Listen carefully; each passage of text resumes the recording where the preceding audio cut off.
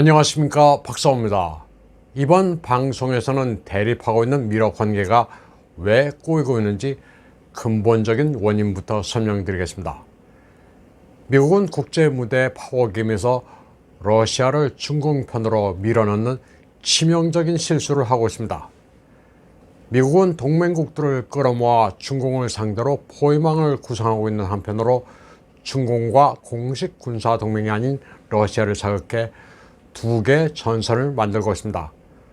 더 나아가 중공과 러시아를 실질적인 군사 블록으로 만드는 전략적으로 있을 수 없는 수를 두고 있습니다. 이는 2021년 초 애틀랜틱 카운슬에 발표된 더 롱거 텔레그램, 더 긴 전문에 그대로 나와 있습니다. 소련보다 비교할 수 없이 강력한 중공에 대해 나이브한 판단을 미국은 하고 있습니다. 과거 조지 캐넌의 더 롱 텔레그램은 소련을 완전 봉쇄 해체까지 이끌었지만 더 롱거 텔레그램은 중공의 레짐 체인지만 목표로 했습니다.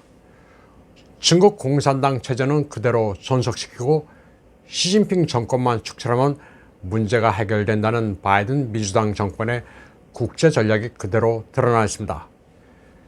시진핑이 아닌 다른 권력자가 등장하면 중공은 다시 온건해질 것으로 착각을 하고 있습니다. 때문에 중공은 바이든 정권을 상당히 우습게 보고 있습니다. 여전히 미국에 대해 하나의 중국 원칙을 존중하고 홍콩, 티벳, 신장 위구르, 타이완에 대해 내정 간섭을 하지 말라고 주장하고 있습니다. 그러면서 러시아에 대해서는 공산주의 소련과 동일시하면서 냉전 시기 적대 정책을 이어가고 있습니다. 현재 바이든 행정부의 비합리적인 대러시아, 대중공 정책을 보면 해리 트루먼 시기 2차 세계대전을 전후한 정책 결정과 유사합니다. 프랭클린 루스벨트가 사망하자 그를 이어 대통령이 된 해리 트루먼의 유명한 말이 있습니다. 그는 독일이 불가침조약을 깨고 소련과 싸우자 이런 말을 했습니다. 나치 독일이 이기고 싶으면 스탈린의 러시아를 도와야 한다. 그리고 소련이 전황에서 우세하면 독일을 도와야 한다. 비록 히틀러가 어떤 상황에서도 승리하는 꼴을 보고 싶진 않지만 독일과 소련이 서로 싸워서 가능한 한 사망자가 많이 나와야 한다고 말했습니다. 쉽게 말해 나치즘과 공산주의 가운데 어느 쪽이 사상적으로 해악이 더 있느냐가 아니라 두 나라가 모두 적이라고 인식하면서 밀리는 쪽을 도와야 한다는 생각을 가졌습니다.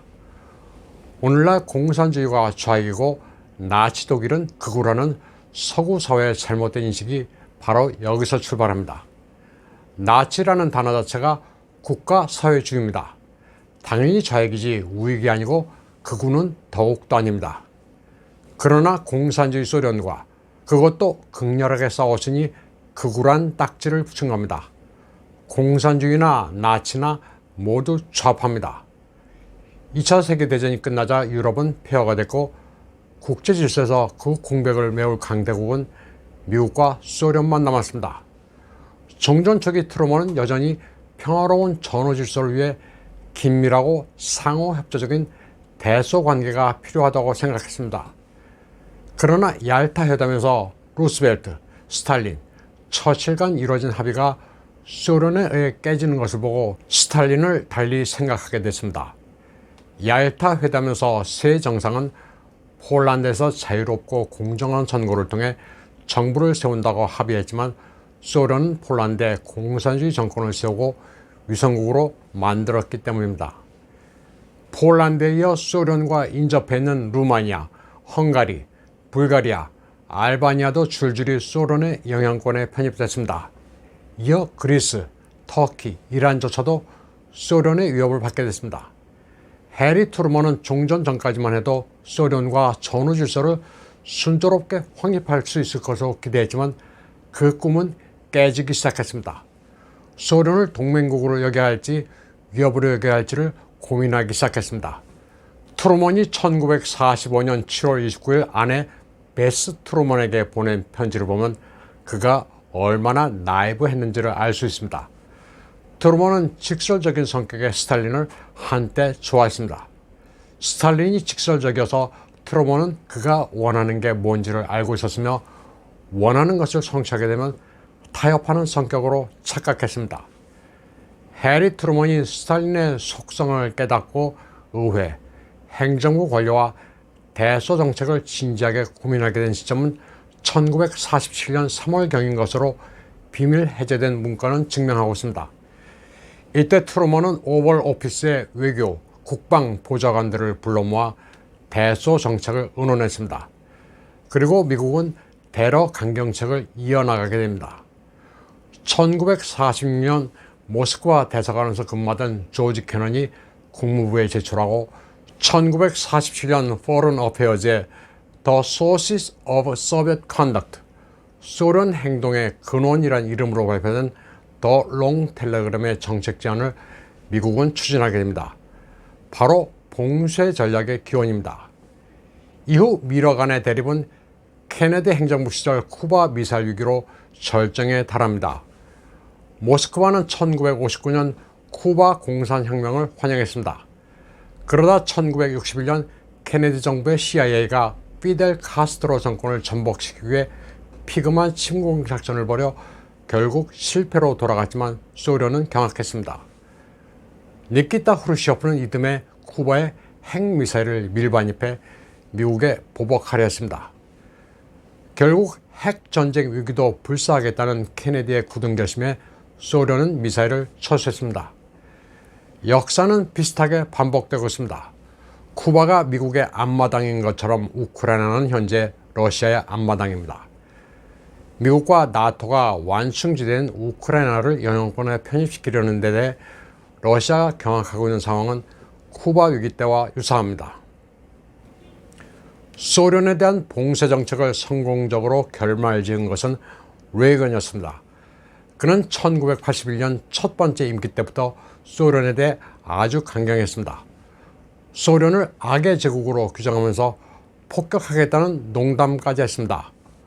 레이건은 대국민 라디오 연설에서 소련을 영구히 불법화하는 법에 서명하게 돼 기쁘다면서 5분 있으면 소련에 대한 폭격을 개시한다는 연설을 했습니다. 농담이지만 내용이 너무 과격해 이 부분은 방송되지는 않았습니다. 그러나 녹음 기록은 남았고 이 소식을 전해들은 소련 군부와 권력층은 경악했습니다. 레이건은 소련과 싸우고 있는 아프간 무자헤딘 반군에게 무기를 공급했고 서유럽에 퍼싱2 중거리 미사일을 배치해 소련을 압박했습니다. 그리고는 결정적으로 스타워즈 계획으로 소련을 밀어붙였습니다. 피스 투루 스트렝스를 주창한 레이건은 확실히 해안이 있었습니다. 소련에 대한 나이브한 판단을 했던 해리 트루먼은 공산주의의 본질을 깨달았고 이후 미 행정부는 대러 강경책을 일관적으로 밀어붙여 소련을 역사의 뒤안길로 사라지게 하는 데 성공했습니다. 그러나 소련을 견제하기 위해 화해를 추구하고 경제 발전을 도운 중공이 괴물이 될지 제대로 판단하지 못하는 오판을 저질렀습니다. 소련은 체제가 단순해 적으로 규정하고 봉쇄 정책을 밀어붙여 쓰러뜨리는 데 성공했지만 중공은 소련과는 질적으로 다른 괴물임이 드러났습니다. 소련에 대해서는 공산주의 체제 붕괴를 목표로 했지만 소련보다 훨씬 강성한 중공에 대해서는 정권 변화만 노리고 있는 게 미국의 가장 큰 오판입니다. 미국과 소련은 냉전 당시 체제 경쟁, 군사력 경쟁 등 단순한 대결 구도에 추종하면 됐지만 지금의 중공은 소련과는 달리 무역, 경제, 과학기술, 문화 등 다방면에서 미국과 하이브리드 전쟁을 치르고 있습니다. 미국은 중공 봉쇄에 집중해도 모자르는 마당에 러시아를 상대로 위험한 도발을 하고 있습니다. 중공은 이런 미국의 외교 정책에 쾌재를 부르고 있습니다. 미국이 우크라이나에서 전쟁 위험을 고조시키자 중공은 타이완에 대한 군사적 압박 수위를 늦추지 않고 있습니다. 미국이 두 군데서 동시에 전쟁을 치르는 것은 무리라는 것을 중공은 잘 알고 있기 때문입니다. 러시아의 블라디미르 푸틴은 중공의 대타이완 무력 도발은 쓸데없는 짓이라고 밝힌 바 있습니다. 그러나 이는 전적으로 시진핑의 판단에 달려 있습니다. 우크라이나와 타이완은 별개의 사안이긴 하지만 우크라이나에서 긴장 수위가 높아지는 만큼 중국이 타이완 해협의 긴장을 높이고 있는 것은 사실입니다. 참고로 우크라이나의 러시아 인구와 한국 내 폭증하고 있는 중공 조선족과 비교하면서 러시아에 분개하는 분들이 많은데 이는 전제부터 잘못된 겁니다. 조선족은 중공이 한국의 정치 경제를 장악하기 위해 정책적으로 밀어내기 이민을 하는 것인데 반해 우크라이나의 러시아인들은 원래부터 살았던 사람들입니다. 러시아가 이민 보낸 게 아닙니다. 우크라이나의 러시아인들은 오히려 박해가 두려워 러시아로 떠나고 있는 형편입니다. 사실을 정확히 알아야 우크라이나 정세를 제대로 읽을 수 있습니다. 오늘 방송은 여기까지 하겠습니다. 시청해주신 여러분 감사합니다.